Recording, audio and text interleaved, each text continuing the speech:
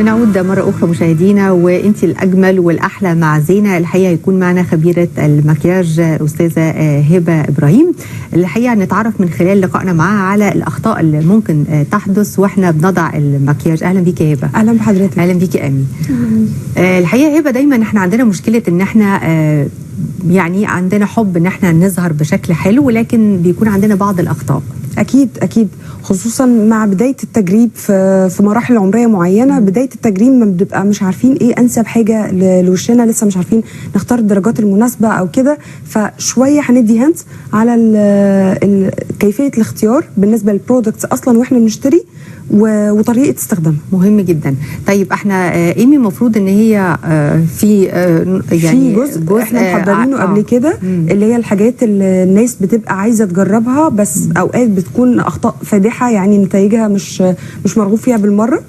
بدايه من لون الفاونديشن اللي هو اصلا مش مناسب للبشره، رسمه الحواجب، لون الحواجب، طريقه توزيع الالوان بقى والكونتور اللي المفروض طالع موضه فالناس كلها عايزه تجرب او بتاع، فبنلاقي في الاخر خصوصا مع نزول في فتره النهار اذا كنا رايحين الجامعه او كده، كل الالوان دي بتشف في نور النهار، فبنلاقي في الاخر ان بقينا عاملين خطوط خطوط خطوط خطوط في الوش ملهاش اي علاقه ببعض وملهاش علاقه بشكل حتى جمالي.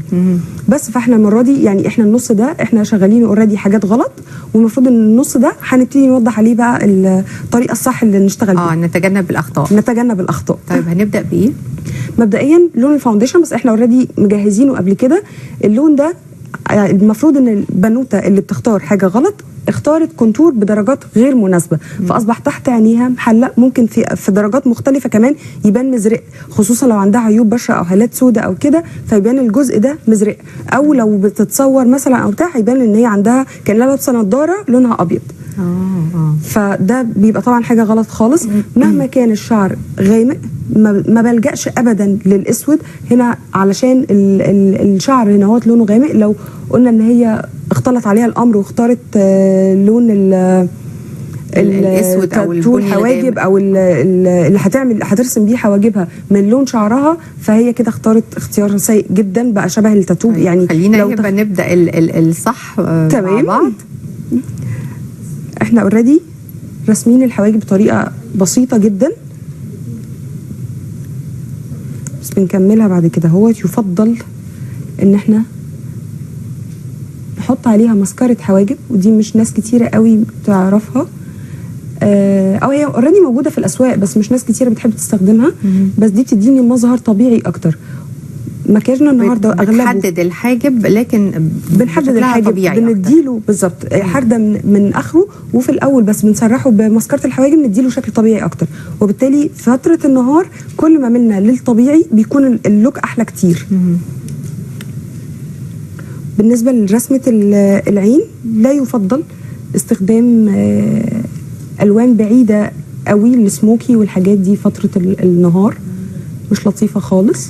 الوان هاديه مثلا، الوان هاديه مثلا، يعني بنيات الفاتحه، كأنه كونتور بسيط او طبيعي للحواجب، لرسمه العين، بس من غير ما احط حاجات اوفر تبوظ الدنيا او تخلي شكلي مش منطقي.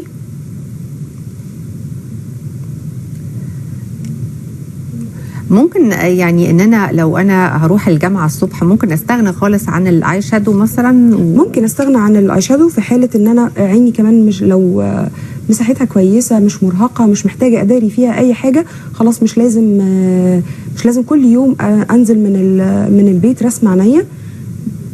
بس هنقول اذا كان انا بسهر كتير فتره امتحانات او كده، فبيبقى دايما عندنا الجفن ده بيبقى متهدل. هنخرج لرفع أذان العصر ونعود مرة أخرى.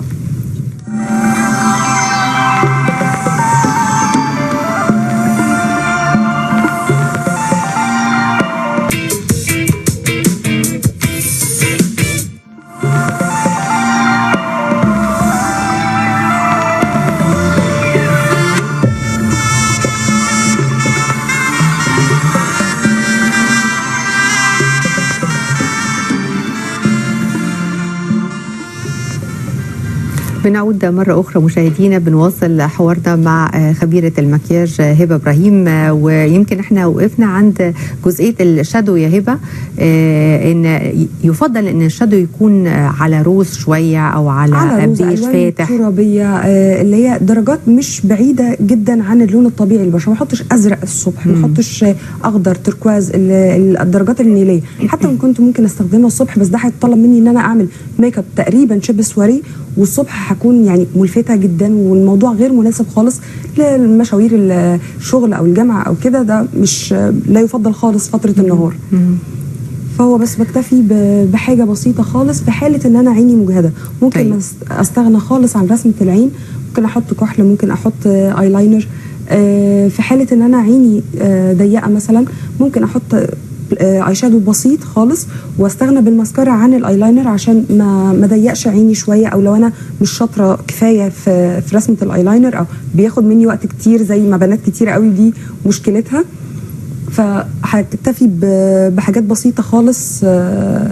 هل ممكن استبدل عشان الوقت، يعني بالنسبه للكليه والجامعه، الايلاينر ممكن بشادو غامق، او مثلا ممكن جدا بشادو غامق، او لو قلم مثلا اسود وقلم. وده على فكره كمان مناسب للناس اللي بتعاني من حساسيه في عينيها، او ان انا كل ما احط ايلاينر بيسيح، او عينيا دايما بتدمع او كده وبلاقي هباب، فبحط قلم كحل وبعد كده بدعمه بدعمه باي شادو غامق، او يمكن نفس اللون اللي هو زي مثلا الاسود، وكده ما بضمن ان هو اقلل خسائر في حاله العينين اللي بتدمع. او في ناس بيكون عندها حساسيه في عينيها مع الشمس او كده، او عينيها اوريدي مجهده من فتره قبل كده. انا مجرد بدي بس تون بس للجفن، بحدد بيه شكل العين من غير ما تكون رسمه واضحه وصريحه قوي للنهار. ممكن هنا ايمي معانا ما شاء الله عينيها واسعه، فممكن احط كحل. ممكن في حاله العين لو اضيق من كده ممكن استغنى عن الكحل. في ناس لو عينيها بتكون مش واسعه قوي بتستعمل الكحل تحت العين، هل ده بينفع مع كل حد ولا حسب شكل العين نفسها؟ هو حسب شكل العين طبعا، لان هو ما ينفعش مثلا مع ان انا ما احطش كحل وتكون عندي العين واسعه قوي بزياده، وخصوصا لو جحظه، فكده لو حطيت بره فهتبرق، هتديني لوك ان هي مندهشه اغلب الوقت، مش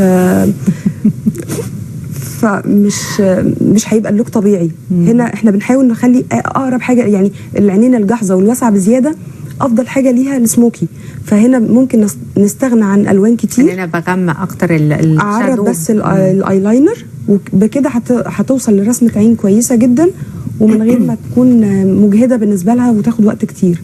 طب كمان الماسكرا، يعني في ناس كتيرة جدا ساعات تقول لك لا أنا ممكن أحط الماسكرا مثلا ألوان الأزرق الأخضر، يعني نوع من التجديد كده. فأفضل لون بالنسبة للصبح وأنا رايح الجامعة بيكون إيه؟ هو الفكرة بما إني أنا بقول إن هو بخاطب إن اللوك يكون طبيعي، فانا ما بطلعش عن الطبيعي. ممكن اخد البني الغامق في حاله ان انا زي مثلا شقره شويه. ممكن الازرق بيبقى شويه بعيد، خصوصا ان احنا مش حاطين حاجه فيها الوان تقريبا. البني غامق او اسود، او البني الغامق او الاسود. وعلى فكره الاسود كمان بيكون فيه درجات، وحتى الماسكارا الووتر بروف دايما بتبقى اتقل شويه من الماسكارا العاديه، فاحنا ممكن نستخدم الماسكارا بتاعت اللي هي الاسودها مش فحم، فدي هتدينا لوك طبيعي جدا ومن غير ما نطلع عن صحيح عن الالوان. طيب البلاشر، في ناس كتيره جدا تقول لك لا انا شكلي مثلا باهت النهارده، محتاج ان انا يكون شكلي يعني في نضاره شويه، بيعتمدوا على البينكات الجامده جدا واحيانا كمان بيستعملوا اللي هو الكريمي، احيانا اللي هو الروج جو او البلاشر الكريمي. فانت بتنصحي بايه؟ لا انا مبدئيا انا وشي عامل ازاي، وشي لونه وشي حجمه عامل ازاي، مدور قوي بزياده، فانا هلجأ للالوان المط. لو حجمه يعني معقول، مش مش مليان وما عنديش خدود قوي يعني، فممكن استخدم الالوان اللي شويه على شمر. انا بالنسبه لي البلاشر من اهم الحاجات اللي في الميك اب، خصوصا في النهار. انا محتاجه ادي وشي نضاره، خصوصا لو انا وشي مرهق في خلال الفتره اللي قبل كده. فالبلاشر من الحاجات المهمه جدا. ممكن ادمج لونين، بس المهم ما يكونوش لونين بعاد قوي عن بعض. يعني انا ممكن مثلا استخدم كافيه وبينك، بلاش روز وبني. في ناس كتيره جدا بتستعمل لون اللي هو الاخوخي ده، لانه بيكون اقرب ما يكون الى بالظبط، اللي هو الالوان اللي بنسميها الوان اللحميه، او هيلاقوها بالانجلش مكتوب نود على كل البراندات يعني. بس دي بتناسب اي حد ولا ساعات ممكن تدي مظهر شاحب شويه؟ مظهر شاحب لو انا استخدمتها بطريقه، يعني استخدمت وشي بهتان واستخدمت البنيات بتاعتها. انما لو استخدمت الحاجات اللي فيها على بينك او على روز هتديني شكل كويس قوي من غير ما يعني من غير ما لخبط. فهنا والبلاشر طبعا عندنا مشكله ان في ناس كتير قوي بتحط عباره عن مثلث تحت في المنطقه دي، وده طبعا بيغير الدنيا خالص. البلاشر بيبقى من اخر الخد علشان يديني مظهر وردي شويه، او اسفه مظهر طبيعي شويه. ممكن نستخدم لون تاني افتح.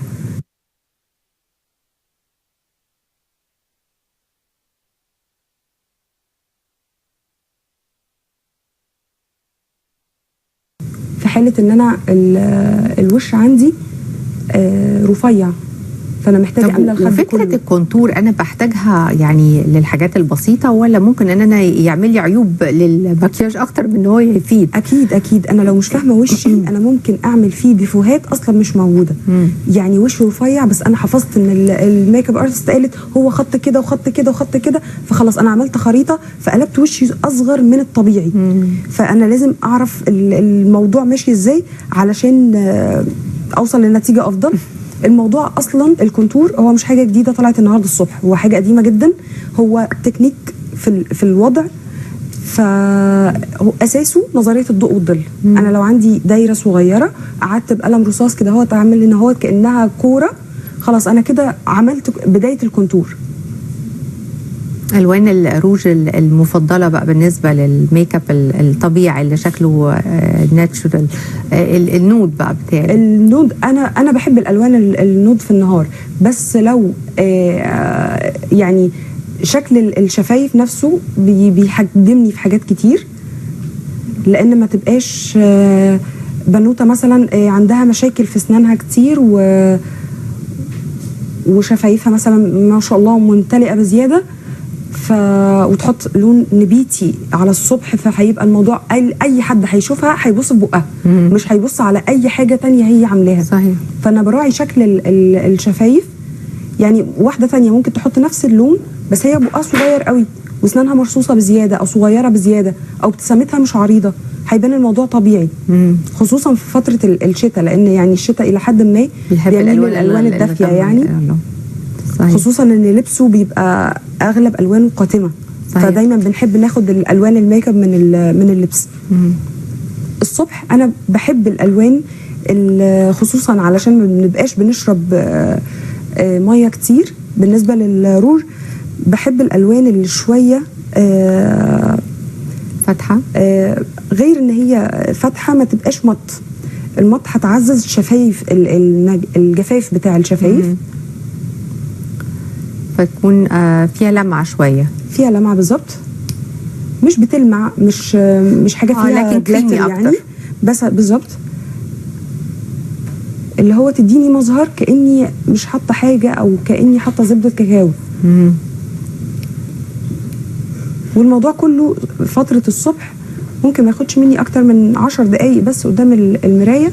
بس طبعا قبل ما احط اي حاجه لازم اعرف انا نازله في انهي جو، هحط ايه كريمات لوشي قبل ما انام. طبعا يكون في سان بروتكشن قبل ما انزل. بالظبط، انا نازله في الشمس ولا عندي محاضره او شغل بعد الظهر، انا نازله رايحه مكان هلف فيه كتير ولا هي بس مجرد مكان مقفول، فكل الكلام ده انا براعيه. لو هضطر ان انا هتحرك كتير وممكن بشرتي تعرق او كده، فلازم يكون البرايمر اللي هحطه في الاول يكون حاجه تكون يعني هل انا محتاجه يا هبه ان انا احط برايمر على طول؟ البرايمر انا ممكن احطه ما احطش ميك اب خالص، لان هو حاجه بتساعدني ان انا احافظ على مسام الوش، سواء بقى حطيت ميك اب او ما حطيتش، بس هو انا بحافظ على مسام الوش، يعني بظبط الافراز بتاع الدهون بتاعها، اتساعها وانقباضها في وقت ما انا بتحرك طول النهار، امتصاصها للاتربه والعوامل الخارجيه دي كلها. كل الكلام ده انا بظبطه، فلما اظبطه سواء حاطه ميك اب او مش حاطه ميك اب ممكن اعتبره من اللايف ستايل بتاعي. صحيح. غير كمان الصن بلوك، لو انا نازله بقى في الشمس فانا محتاجه كمان مضاد حمايه من الشمس، محتاجه حاجات كتيره قوي، فانا بشوف انا نازله فين فهعمل عشانه ايه.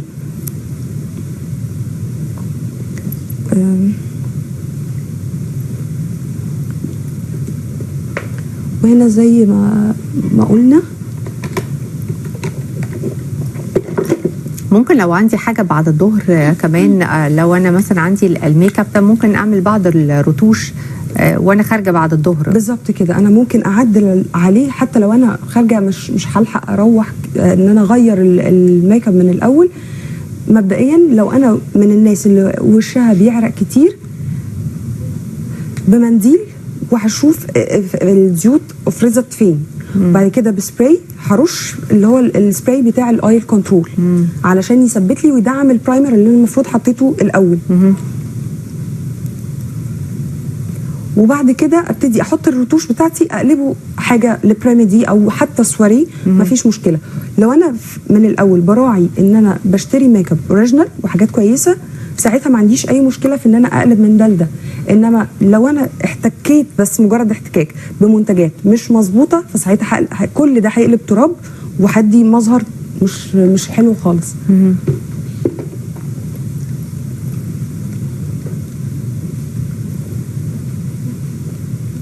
انت مش بتحبذي لو احط شيمر او يعني الهايلايتر او كده لفتره الصبح؟ طبعا ممكن في حاله الجفون الصغيره، بس الجفون الكبيره هيظهر فيها كانه سواري. الجفون الصغيره ممكن يعني زي مثلا هنا عندنا المساحه فوق عينيها ما شاء الله كطول وكعرض، بس افتحي عينيكي وهي فاتحه عينيها، الجزء اللي باين ده مش كبير، الجزء اللي هو اللي في الجفن المتحرك، فممكن ادعمه بجزء من الشمر، هيديني ضي لطيف ومن غير ما احس ان هو اوفر.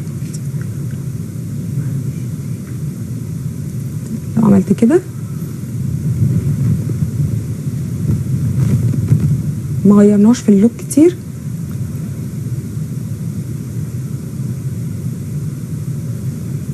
احنا كده قدرنا نحكم على الفرق في الاخطاء او العيوب المكياج.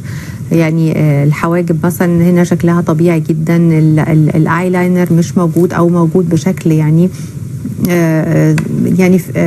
متظلل اكتر. هي متظلل بالظبط. انا مش حاطه ايلاينر في اللوك بتاع النهار، لان حابه احس ان هي اللي يشوفها يديها هي بطبيعتها كده. انا شفتها في البيت النهارده لسه صاحيه من النوم، مش هديها غير لمجرد هي شالت اثار التعب والارهاق، شالت لو في هالات سودة، شالت الحاجات دي. يبقى احنا قدامنا قد ايه تقريبا؟